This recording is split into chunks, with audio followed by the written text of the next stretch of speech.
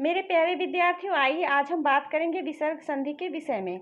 इससे पहले मैंने स्वर संधि और व्यंजन संधि पर वीडियो बना रखी है, हमारे प्लेलिस्ट में है, वहां से आप लोग जाकर देख लीजिए। यहाँ पर मैं बात करूंगी विसर्ग संधि के विषय में। स्वर संधि में स्वर का मेल हो रहा था, यानी स्वर से स्वर का मेल हो रहा था तो स्वर संधि बन रहा था। व्यंजन संधि में व्यंजन के साथ स्वर या व्यंजन में से किसी का भी मेल हो तो व्यंजन संधि बनेगा। जबकि विसर्ग संधि में विसर्ग के साथ स्वर या व्यंजन के मेल से जो विकार उत्पन्न होता है, अर्थात जो परिवर्तन होता है, उसे विसर्ग संधि कहते हैं। यानी विसर्ग के साथ भी स्वर या व्यंजन दोनों में से किसी का भी मेल हो सकता है। तो यहाँ नियम देखिए, यदि विसर्ग के आगे तीनों प्रकार के जो श आते हैं तो वे विसर्ग के आगे आते हैं। ध्यान रखिएगा, नियम को बहुत ध्यान से पढ़ना बहुत जरूरी होता है। विसर्ग के बाद यदि विसर्ग लगा हो, देखिए नियम को हम लोग देखते चलेंगे तो ज़्यादा सही होगा। देखिए यहाँ पर ये विसर्ग आया है, जो ये दो बिंदु है इसी को विसर्ग कहते हैं। इसके आगे स आया है, बड़ा स, देखिए ये बड़ा स आया है, तो ये जो विसर्ग है इसी ये जो स है इसके साथ मिल रहा है, इसलिए इसका आधा स हो जाएगा। यदि यही विसर्ग ये विसर्ग यदि इस स के साथ मिलता तो हलंत वाला स होता, ये विसर्ग हलंत वाला स हो मतलब षटकोर स हो जाता, मतलब उसके आगे जो स होगा उसी का आधा होगा विसर्ग। आगे ये देखते हैं, तो वह क्रमशः मैंने नियम बता दिया। दुह धन शासन, यहाँ पर जो विसर्ग था, दुह के सामने जो ये विसर्ग है यह बड़े स में मिला तो ये विसर्ग बड़े स का आधा स हो गया, और यह स जो है यह पहले से उपस्थित है, यह तो जैसे है वैसे ही रहेगा, केवल विसर्ग के स्थान पर आधा स हो जाएगा, तो जुड़कर दुशासन हुआ। ठीक, अब आगे आइए हम लोग दूसरा नियम देखते हैं। यदि विसर्ग से पहले छोटी, जिसको हम लोग छोटी कक्षाओं में छोटा उ कहते हैं, उसको यहाँ पर ह्रस्व ई और ह्रस्व उ कहेंगे। जबकि जो बड़ी ई बड़ा उ जिसको कहते हैं उसको दीर्घ ई और दीर्घ उ कहेंगे। तो ह्रस्व या दीर्घ जब हम कहेंगे तो आप लोग समझ जाइएगा। देखिए यहाँ पर यदि विसर्ग से पहले ह्रस्व ई या ह्रस्व उ हो और बाद में र आए, इसकी कंडीशन होती है। नियम में क्या होता है कि कंडीशन उपस्थित होता है, जैसा कंडीशन होगा उसी के अनुसार कार्य होगा, परिस्थिति के अनुसार कार्य।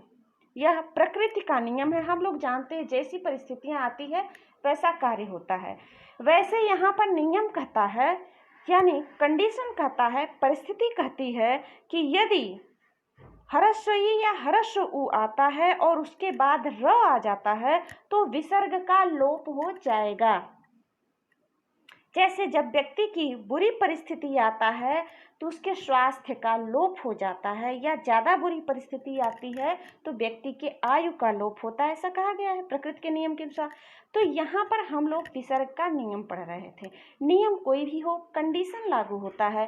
तो यहाँ पर कंडीशन कहता है कि ह्रस्व ई या ह्रस्व उ हो और बाद में र आए तो विसर्ग का लोप हो जाएगा, और ह्रस्व ई तथा ह्रस्व उ दीर्घ ई और दीर्घ उ में बदल जाएंगे।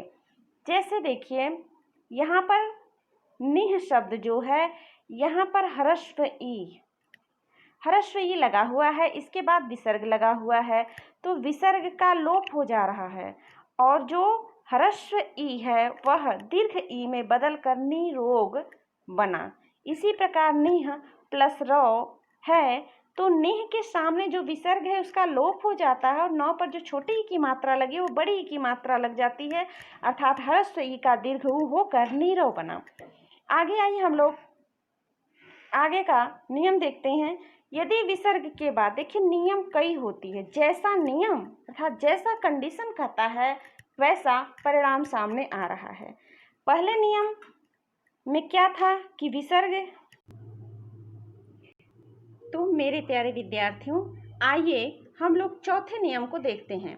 यदि विसर्ग के बाद च, छ, ट, ठ तथा त, थ आए तो विसर्ग क्रमशः हलंत स, यानी बड़ा वाला स जो है शरीफा स उसका हलंत यानी आधा स, या फिर षटकोर स उसका हलंत, और जो सड़क स वाला स होता है, मतलब 3 स होते हैं ना, एक ये वाला स होता है, देखिए यहाँ पर उपस्थित है लेकिन फिर भी देखिए ये बड़ा स कहते हैं, इसको षटकोर स कहते हैं और इसको सड़क स वाला स कहते हैं। तो ये जो इन स में बदल जाएगा, विसर्ग के बाद च छ आए या ट ठ आए। देखिए इसको हटा देती हूँ। च छ आए या ट ठ आए या त थ आए तो विसर्ग क्रमशः, यानी यदि च छ आता है तो ये पहला वाला क्रमशः मतलब क्रम से, पहला वाला जो है ये शरीफा स, ये स आएगा। और यदि ट ठ आता है तो षटकोर स वाला स आएगा, और त थ आता है तो जो सड़क स वाला होता है ये स आएगा क्रम से। यानी विसर्ग के बाद च छ आए तो बड़ा स, ट ठ आए तो षटकोर स, और त थ आए तो सड़क स वाला स हो जाएगा, में बदल जाता है। वही बात है निह धन तार। देखिए निह धन तार, विसर्ग आया था, विसर्ग के बाद त थ आया।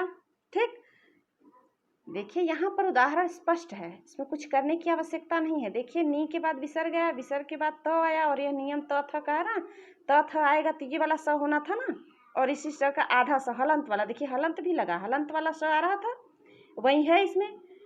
विसर्ग हट कर हलंत वाला स यानी आधा स जुड़ गया तो निस्तार बना। उसी प्रकार दुह धन चरित्र च छ आ रहा था तो बड़ा वाला स बन रहा था। देखिए